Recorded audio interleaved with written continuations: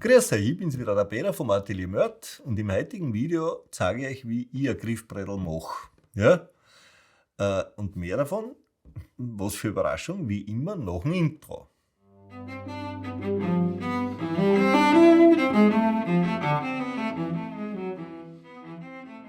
Fürs Machen von den Griffbretteln habe ich einen eigenen Arbeitsplatz und mein Vorschlag ist der, folgt mir unauffällig.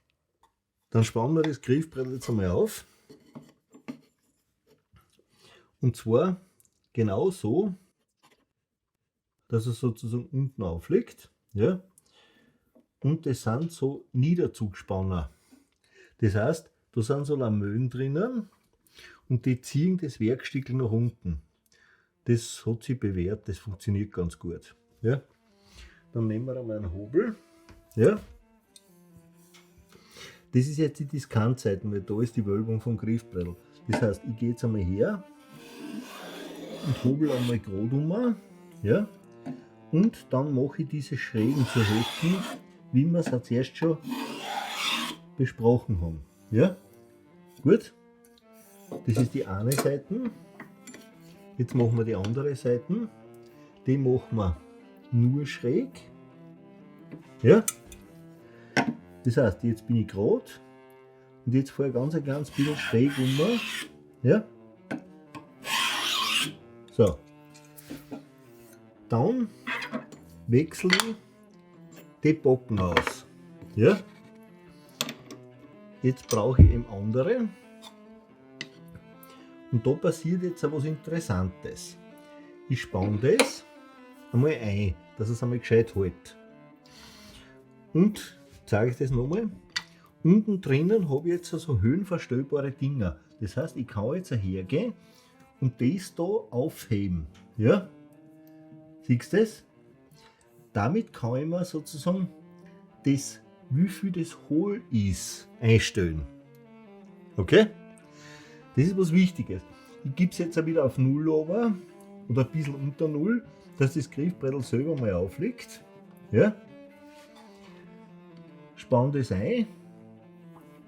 Ja? Und jetzt gehe ich her und jetzt, wenn du da her schaust, genau auf das, wo das Griffbrettel aufliegt, ja, jetzt da spürt man dann, siehst du das, dass man es aufhebt. Ja? Und genau das, ich muss es nur auch spüren, genau das macht natürlich Sinn. Das heißt, ich kann mir das jetzt auch da so richten, wie ich es brauche. Ja? Arretiere das unten. Und jetzt habe ich nichts anderes gemacht, wie das Griffbrettel sozusagen so überspannt. Damit kann ich gerade hobeln. Ja? Und wenn ich es dann ausspanne, wenn es fertig ist, dann hupft es zurück und dann habe ich das Hohlseil richtig drauf. Okay? So. Und jetzt gehen wir mal her.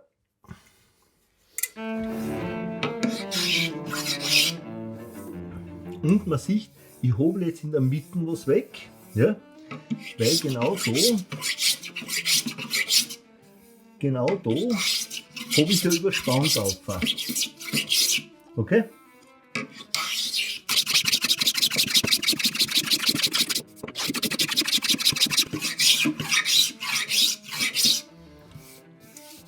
Dass der Hobel scharf sein soll, das hat sich bewährt. Ja? Und es ist auch so, sollte das, wenn das zum Beispiel irgendeinen so einen welligeren Wuchs hat, ausbrechen, dann kann man sich da ganz gut mit einem Schabhobel helfen. Da ist die Klinge gerade drinnen und da kann man hergehen und kann das Ganze, dass es sicher nicht ausreißt, sehr sauber hobeln. Ja? Jetzt habe ich durch den Hobel sozusagen lauter kleine Flächen drauf. Ja? Und jetzt gehe ich her und tue nichts anderes wie mit der Ziegelinge das, was ich gehobelt habe, also sprich die kleinen Flächen in eine Zweifachfläche, in eine Sattelfläche verwandeln, indem ich das anziehe. Man kann das auch schleifen. aber du brauchst irrsinnig viel Schleifpapier und hast weniger Kontrolle drüber. Das ist eigentlich nur um die Oberflächen zu machen. Ja? Und da ist es so, dass ich sowohl hinten als auch vorn jetzt nicht nur Metall einsozusagen, um das zu spannen, sondern auch oben ein Holz drauf. Ja? Das heißt, auch wenn ich jetzt mit der Ziegeln oder mit dem Hobel einmal oben hupf, bin ich wieder auf Holz und nicht auf Metall. Das macht man mein Werkzeug nicht stumpf. Und die Ziegeln, wenn sie nicht stark sind, lassen sie sich sehr, sehr gut imitieren. Ja? Das heißt, mit dem kannst du wirklich eine gescheite Oberfläche machen. Ja? Und dann gehe ich her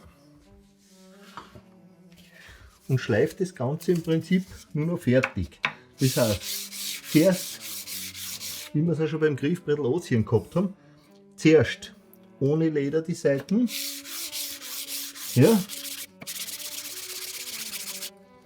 Dann brich ich über die Kanten auch gleich ein bisschen. Ja. Dann drehe ich das um. Jetzt kommt das mit Leder. Okay. Dann die nächste Körnung. Zwischendurch wischen wir es auch wieder an. So. Dann die nächste Körnung. Zwischen den Körnungen ist es eine gute Idee, das Anwischen, wie wir es auch schon in dem Griffbrettel anziehen Video gehabt haben, dass man die Flächen dann nicht zerkratzt. Und da ist auch gefragt, dass man die Enden nicht nachnudelt, ja, dass man es wirklich sauber zusammenbringt. Ja. So, jetzt wischen wir es an. Und in Wirklichkeit, wenn man es jetzt ausspannt, dann siehst du, dass es außerhupft. Okay? So habe ich ein Griffbrettel. Wenn du jetzt da oben schaust, entlang dem Griffbrettel, siehst du das, dass das so hohl ist.